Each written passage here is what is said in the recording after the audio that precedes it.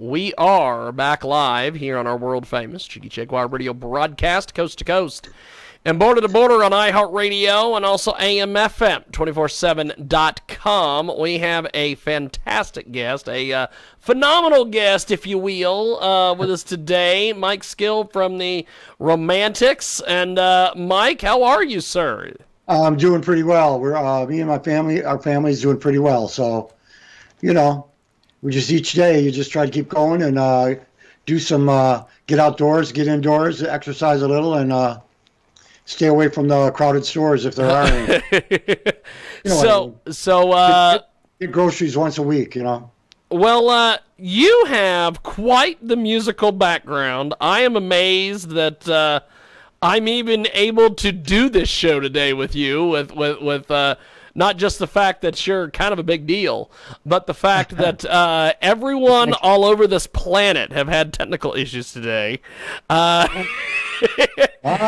You are not immune, sir, of the technical issues. You had some issues with the old Skype, the old Skype-a-rooney earlier. So, but we've got things going here. So tell me about how you got started doing the music thing. Oh boy. Shoot, I was probably 13 or so, 12, 13. First guitar. Learned to play a little bit, but the guitar was really hard to play, so I set it down for about a year. And I think for my 14th, it was my 14th, 15th, or 16th birthday, I got a new guitar, like a Gibson guitar. My mom got me, and awesome. And then around that time, the 13th floor elevators and the Yardbirds and all that stuff was out, and the Kinks, you know, after the Beatles had hit and the Stones. But I really loved the Kinks, Dave Davies, and You Really Got Me and all that, and so that's what really started it all. I started concentrating on.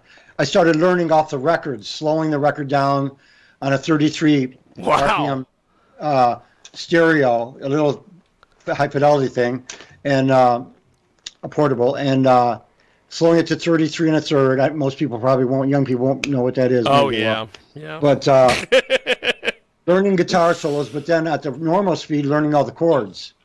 You know, everyone from Bob Dylan to Stones, Rolling Stones to Yardbirds to everything that was coming out. It was like a waterfall of music and bands coming out at the time. Awesome. And then also there was the Detroit scene with the MC5 and early Bob Seger and early Ted Nugent when he had a whole band. The Amboy Dukes they were really a great band. So I learned all through that. And then you had the Motown stuff all underlying all that. So you had all the Motown, great songs of Motown, Supremes, and Temptations, and Smokey Robinson. And so it was a fertile era and a fertile city. Detroit still is and always was from back in the day, jazz days. They have one of the oldest clubs, the jazz clubs in Detroit, still. And it was something to come up in.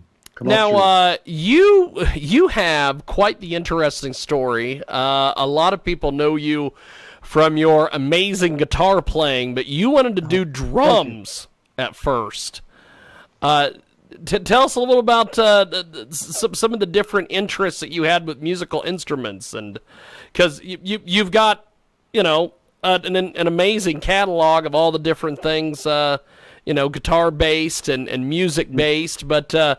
Tell me about some of the other instruments that you've played and I started out on guitar, and I learned all those really chordy rhythm kind of sounds, like George Harrison, Rolling Stones, the Kinks, really rhythmic and really tied into the drums, the drums, the way the drums play. So it's really, you're bouncing off the drums. But I started playing bass in junior high school because I didn't know what a bass player was for a couple of years, and then I turned the tone off on my guitar and played just a couple notes on the guitar. That's awesome. Turned the bass up on the amp, on the Gibson guitar through a Silvertone amp.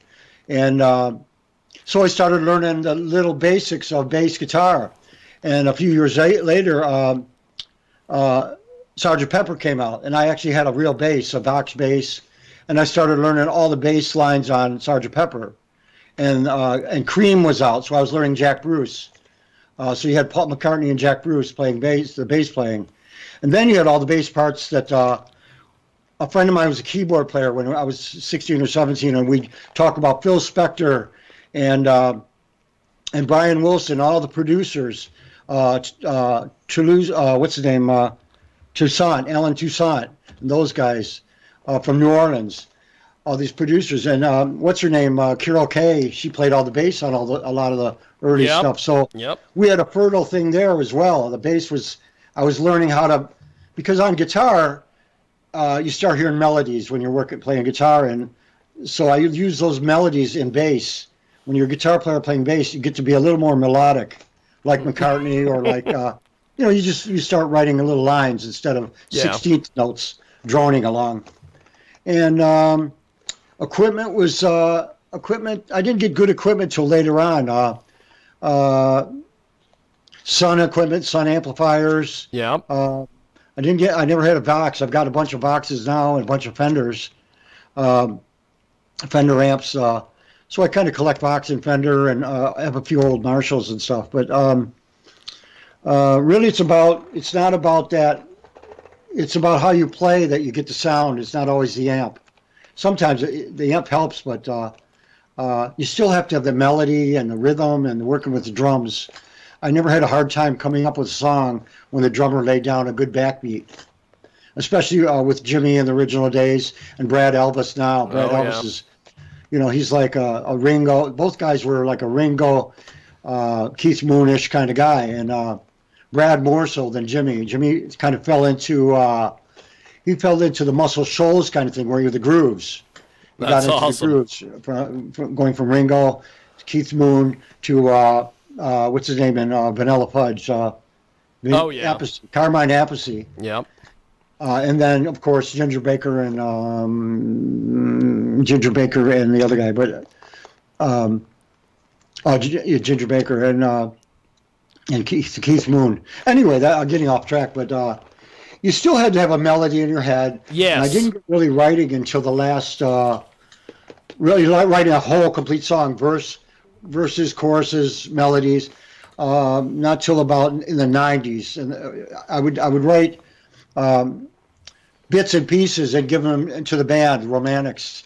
I would come up with a lot of the guitar parts are my guitar parts on there.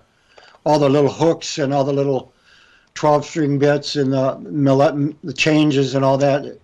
A lot of that's my stuff. And we all would contribute. I would contribute lyrics. We all sang in Romantics. Everybody sang.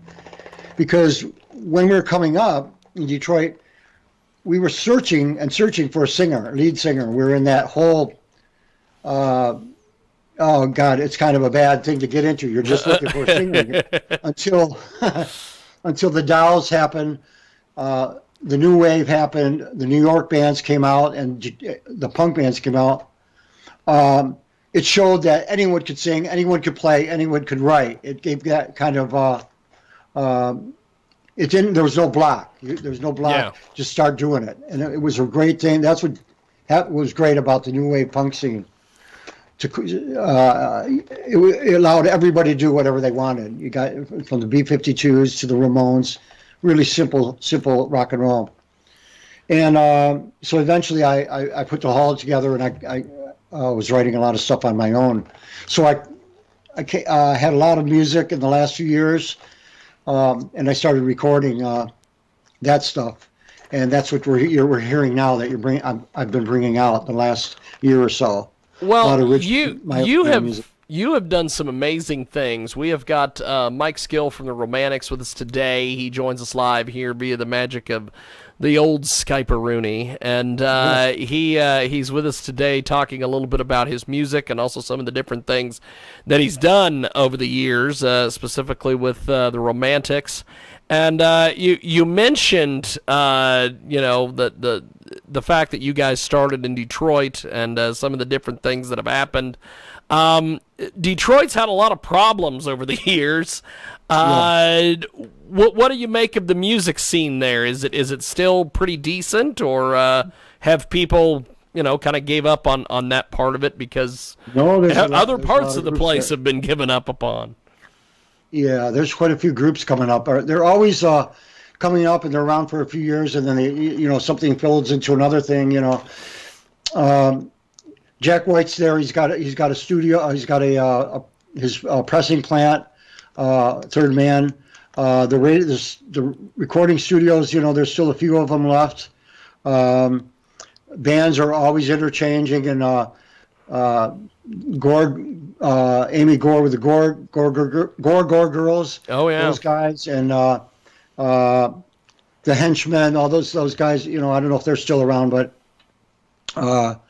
there's still the fractions of the garage scene. It's still happening. There's still fractions of that going on. The Dowel Rods, they're still around. Detroit Cobras, great band. Yep. They're still around. So, it's a burgeoning, still rocking thing. It's still happening. There's little clubs. There's a ton of clubs now. The downtown area is built up. There's an art scene all around, and there's a lot of cafes and restaurants, and it's really a burgeoning. It's coming back up. You have to remember, Detroit was the scene of almost 200 automobile makers in the early in the last century. Yep. Early part of the century, and whittled down to from 40 to 50, and then to 3 or 4. The big four, and General Motors. And when China came in and perfected their Honda cars and all that, it blew out kind of a whole thing. It was like a new wave of automobiles, a whole new look at how to do it. And in manufacturing and gas crisis and everything, it really hit that whole part of the world. Pittsburgh, Ohio, Cleveland, Detroit, that whole part of the country was hit real bad in the 70s with a downturn and that, and it happened again later on, and then again, not too many years ago. But the music has continued through it, and when I grew up, you could hear the stamping plant from where I live. It was probably about 4 or 5 miles away. You could hear the stamping plant stamping out bodies and frames and stuff at night, 2 a.m. It'd be hot at night. You'd have a fan outside, sleeping out on the porch or something. You'd hear a stamping plant. The price of stamping plant, yeah. So a lot of people worked at the factories. So that whole noise, that whole energy, I think had a part in creating the kind of music that came out. A lot of really aggressive thumping, really factory type, dirt, grimy, kind of thing. That's why we had that kind of edge that no one else had. We've got a tremendous guest with us today. He is pretty damn amazing. Mike Skill from the Romantics is with us today here on our big program. And it is my honor and my privilege to chat with the legend today here on our big broadcast via the magic of Skype. And so, Mike, when you left the Romantics after the release of the second album, I believe sometime in '80, what exactly did you do musically? I put together. It took about a year. Half a year. I started playing with a guy, Mike Persh, who was in a band called Rhythm Corps. They've had a couple of regional hits, Common Ground, and a drummer from a local band in Detroit. I think mostly local cats. I had a thing. We were just starting to get recording in that, and Romantics called me back. The record label said, get someone to write songs with the band, or get Skill back. And you need to get some. That's awesome. Something happening, because we're going to drop you.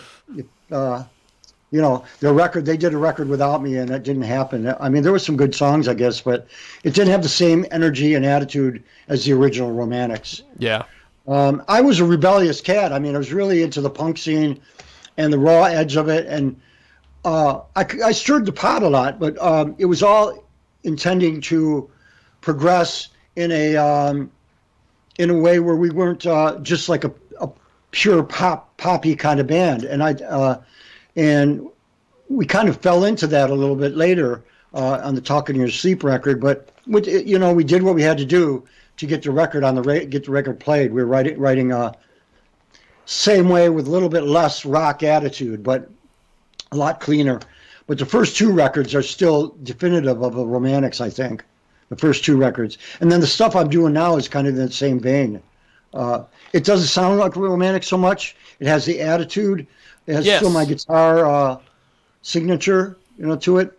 But I'm not trying to replicate really the band. It's just what I sound like. Yeah. And I do work with Brad Elvis and Rich Cole from the band. He works with me. He sings backup sometimes, and his wife. And I've got a couple other players. Mike Marshall on bass. He's been around Detroit forever, playing the jazz and rock bands, the Motor City Mutants. And Ricky Ratt's been playing guitar with me. He's on Not My Business. Ricky Ratt from the Dead Boys. He played with the Dead Boys. Oh, yeah. And the recent incarnation of the Dead Boys. And with a Detroit band called the Detroit... I'm just lost the name. Oh God, I'll think of it. Hey, that's fine. You've done Give me it. a second, I'll think of it. You've done a heck of a lot. So, we have got Mike Skill with us today from the Romantics. He joins us live here on our big program, and this has definitely been a fun interview so far. We're going to continue on here with Mike.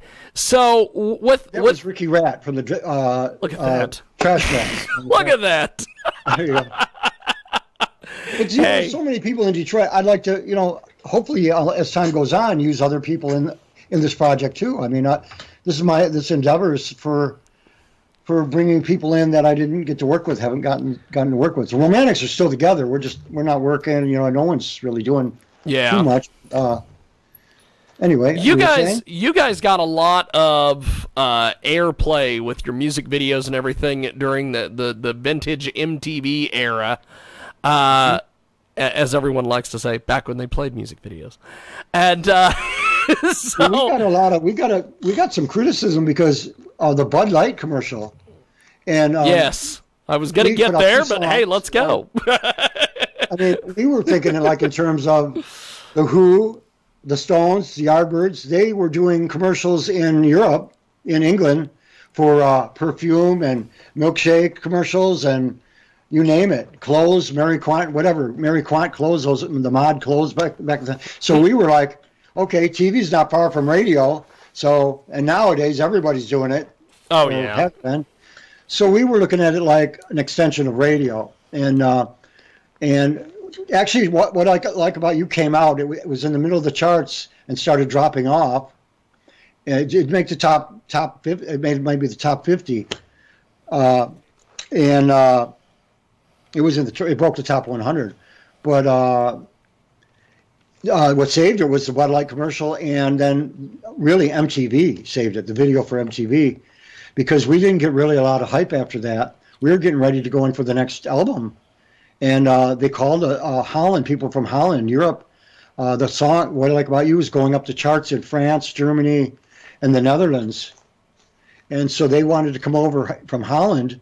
They sent 2 guys came over with one stinking camera, and we were playing the Whiskey A Go Go in Los Angeles. And we were we were either going to Australia or we were thinking about going to Europe. And they wanted to record it, so they recorded a video for Europe. There was no MTV at the time. Yeah. And it was only for the videos that they used to play on the dance shows in Europe. Yeah. They still survived from the 60s, those shows. And we had Dick Clark, but he didn't play videos. But anyway, we did the video with one camera, 3 takes. It cost next to nothing. And then that went on, and then MTV happened in the next few months after the Bud Light commercials, I think around the turn of the year. And then in 80, and that was it. That's what did it.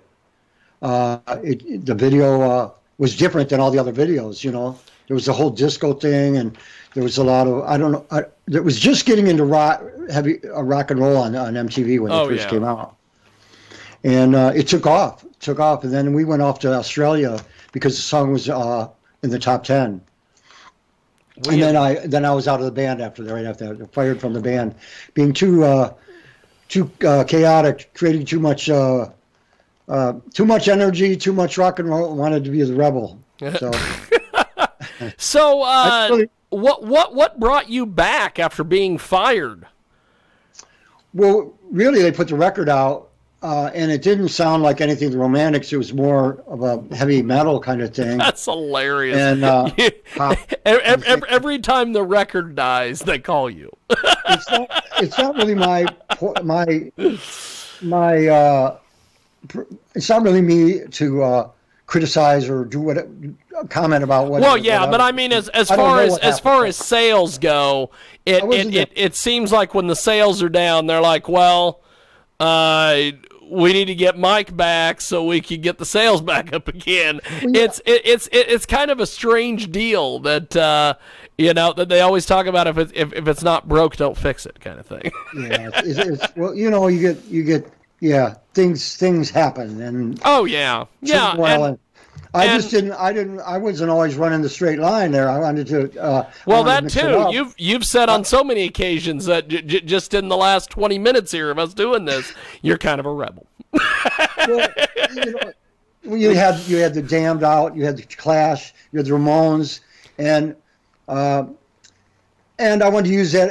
And the Detroit bands, the MC5, you had that energy, keep that energy. But you know what? I mean, the band, it wasn't just me. I mean, with me in it, that spark sparked everybody else. So everybody became better at what they did. Yes. And writing and finishing stuff. So it wasn't just me, but I mean, I was an integral part. I honestly agree, but yeah, so. It took Jimmy's drums, it took Wally's guitar playing, and all that for what we did, and it just broke the back of what it was, is what it did, and you had to put it back together. They called up and asked me if I wanted to do it again, but I was still creating turmoil after that because the managers, I wasn't getting royalties, writers, and all. Whatever, that's a whole nother. Oh yeah. That's a whole nother kettle of fish. Yeah, we sued managers, those managers, and the next managers. So we've got Mike Skill from the Romantics with us today. He, of course, has got all sorts of different things going on, and your latest music. Let's talk about Not My Business and some of the other music you've got out there. Yeah, I had an idea for the song quite a while back, for the Detroit riots in Detroit. No one had written anything, and it was kind of a fading thing. I mean, it was not even in the news or anything. And I'm thinking, God, there should be a song. I lived through that. I was on the east side of Detroit. The riots were downtown, just a little bit out of downtown. And we were like, I'd say 5 to 8 miles away, but the news blew it up like it was coming to our black gangs were going to come to our neighborhood and, whatever, Yes. Run the gamut. The news was really stoking the fire. It was not a good thing. And the National Guard came in. It really was just in that one area. And there was some other turmoil around. But there was some stuff that happened a month before at a hotel. There was you have to look it up. I'm not going to get into it now, but there was another police and shootings and that kind of thing about a month before, a few weeks before. And it was a hot summer. It was really hot. And it went on. And anyway, so I thought there should be something to document it. And so I started coming up with a groove. I came up with kind of a guitar part. I had a verse part.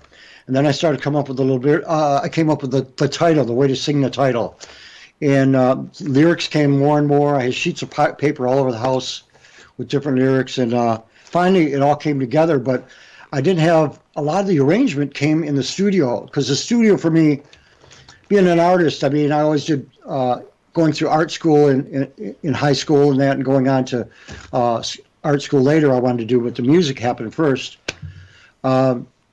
I looked in terms of the studio as sometimes a palette, a canvas, because it's inspiring. It's always inspiring to get in the room and there's an energy and my mind starts working. And so I ended up getting the rest of the song in the studio and the day we were recording. And I did it at a little place of my own that I had down the road here from where I am now.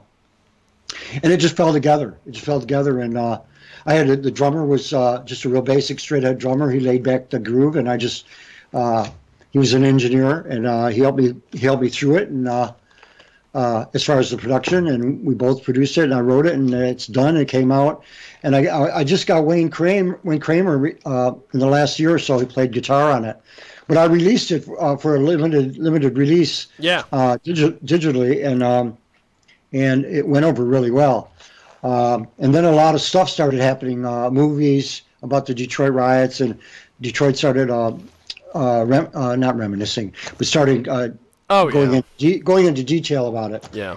And it was a really sad situation. The group I had was 67 Riot. I still kind of use that, my skill in Detroit Riot, but more I'm using the 67 Riot in a way of, in my mind, is the energy that was going around in music. It was like just an explosion of creative energy at that time, as well as the social scene, the social politics scene. It was a unfortunate thing, but now you have got the whole creative genes thing runs in the family. Tell me about what your son does. He's a great photographer. Tell me about some of the stuff. Yeah, beautiful. He's a beautiful artist, and he's producing this right now. And he's been he just finished school, really good school out here in Portland, Oregon. My wife's in the other room. She worked with the Tubes for quite a few years, 4 or 5 years.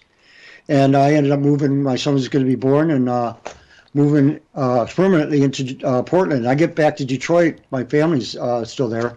Yeah. But he's on the Parks committee, Parks art department. Does photographs for the parks through the summer, the events, all the events. Wow. And documents that, and they use it on their website. He does that. He's a design guy, computer design, art design, and with a paper, like it's like a art paper here, a music paper. He does the Willamette Week. He does photography for that. Wow. So he's a photographer and graphic artist. Yeah.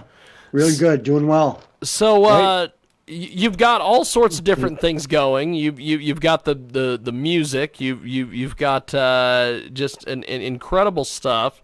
Tell me about because I really wished I would have been able to make it to Portland, Oregon a few years ago, because we were supposed to cover an event they had there. It was an event called Exotica. It was like an adult film convention, and I had heard all sorts of things about Portland, about Portland is a great artistic place. They have more strip clubs per capita than anywhere in the United States. There's all sorts of things I heard about Portland. Tell me a little bit about Oregon and Portland and everything, because like Detroit, it's a working man's town. It's really a working man's town with the forestry industry and all that. It's very at one time that was the main thing. And Detroit with its cars were working man's town, so it's still that. But you have to remember, before California was occupied by us, before it became a united part of America. Oh yeah. There were the ports. The ports were there, right? The ports were there, still there. So the port goes way back, and before that, there was like more than 150 native tribes here. And along with the French and the British and the U.S. So it was, as it grew up, it was a very seedy, a lot of criminal activity and a very seedy, I don't know what word to use here. So it's always had that. It's always kind of had that vibe. They would they would get guys drunk or people drunk and knock them out and take them on the boats, and they'd be holy off to work smokes. on the boat for a month. So that whole thing. So it's always amazing. had that other side, that really money making side. That's a seedy side, So back to the latest music here. What's been some of the reviews you've gotten from folks on this? Has it been positive, negative, in the middle? On the new stuff? Yeah, on your new stuff that you've got out. We started putting it out there. I can't work with myself as not doing it. I'm getting help from my family. I'm getting help from other people, producer, Chuck Occasion out of Detroit, Awesome. and Gina and Jordy, who are helping with promoting everything. And so I can't do it alone. Of So course. it really started. 67 Ride happened. I played the Detroit Music Awards show last year. That kind of blew up. Yeah. My friend who runs Big City Blues Music, 67 Riot, got on the CD, Big City Blues magazine, and it's worldwide, and it got noticed, and it was like the #1 song on that. And then it started getting picked up in England, started noticing it. So it's kind of like Wow. England and Paris. I did an interview a few years back. They sent me a bunch of they sent me like 50 questions, and it was like I actually had. I mean, I like talking and getting it out. Oh yeah. But I had to actually write it out, detail it, and everything. So it was like I did it for like it took me like 5 days, whatever. Jeez. And it came out, and then he published it all over France and on the major paper, and it was like a million hits. It got something dramatic like that. Wow. And so we've been using kind of the same venue. We sent him the record, the bio in Europe, in London. We've sent it, and it's been getting a real good response. And we just were noticing that it's 25-year-olds run. It's really popular in a 25-year-old range right there and up. Yep. So it's got this rock vibe to it, and it's got lyrics that really say something, and it's pretty much basic. Someone that's had everything but loses it, and and I'm on the you can draw whatever you want a conclusion from it, but it's pretty simple. It's not a massive subject. It's just a basic subject, but it's just worked for the song. I really liked it. If you remember, in Get Off My Cloud and 19th Nervous Breakdown by the Rolling Stones. Yep. There was like, it seemed like when Bob Dylan came out, verses on top of verses on top of verses, songs were long, but Dylan did long songs. So I kind of want to attempt to do, it has extra verses in it, like those songs. I tried to do something like that. I may have not have hit the Dylan mark, but I hit the pop mark.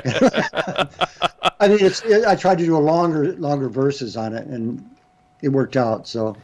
Well, you have just an incredible amount of music, a great, great heritage in music. Like you were saying earlier, pretty much everybody in your immediate family are artists or musicians or somehow in the arts.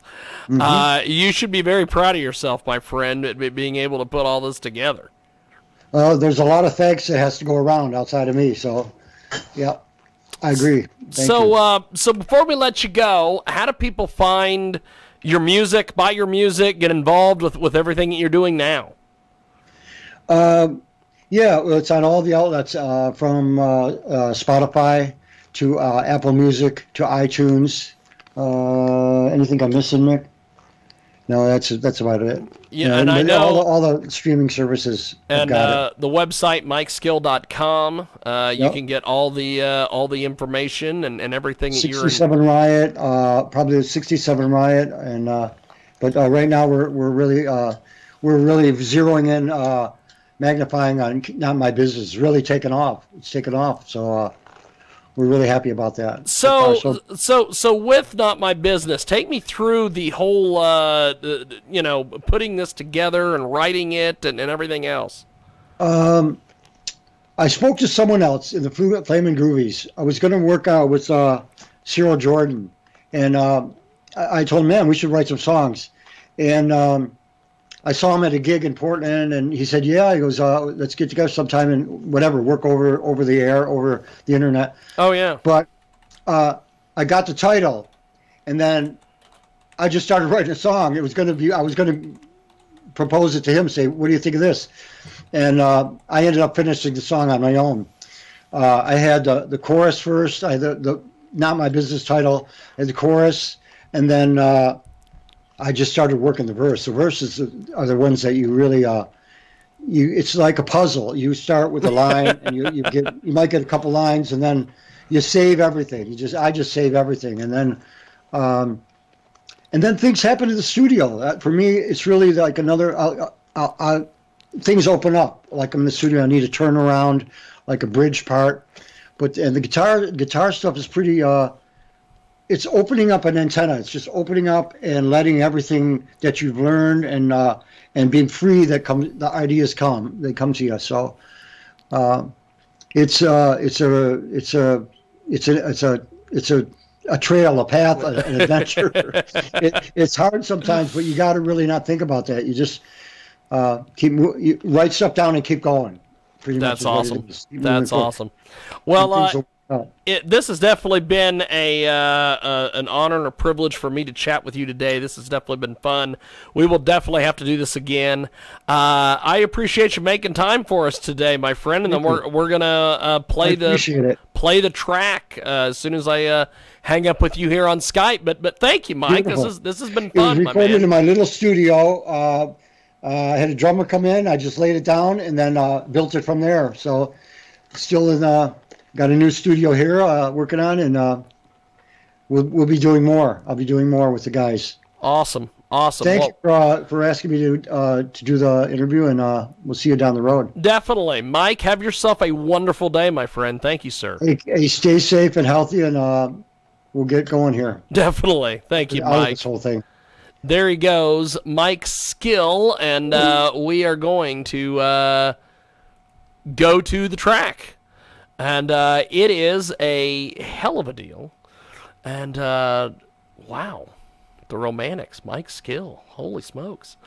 A little behind the scenes, I have been trying to put this together for several months. And so we've been able to finally pull it off. And here we go. We are going to play his latest original. It's called Not My Business. And apparently YouTube has decided that it is going to play an ad. So we're going to skip the ad. And here it is. Mike Skill, Not My Business right now.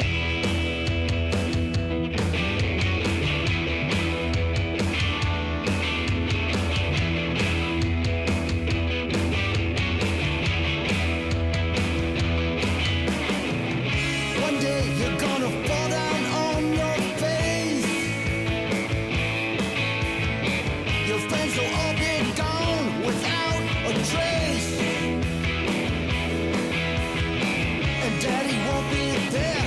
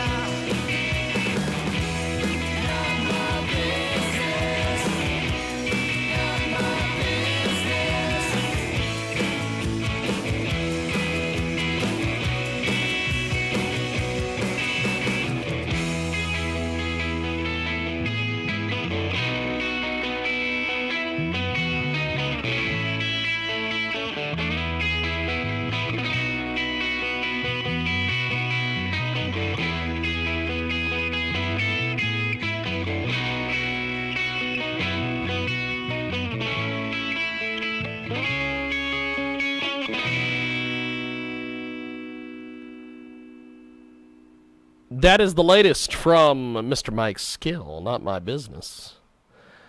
And Lit Mobile just sent me this wireless solar. and of course, YouTube. Our friends at YouTube. Somebody's getting paid for that ad. It ain't me.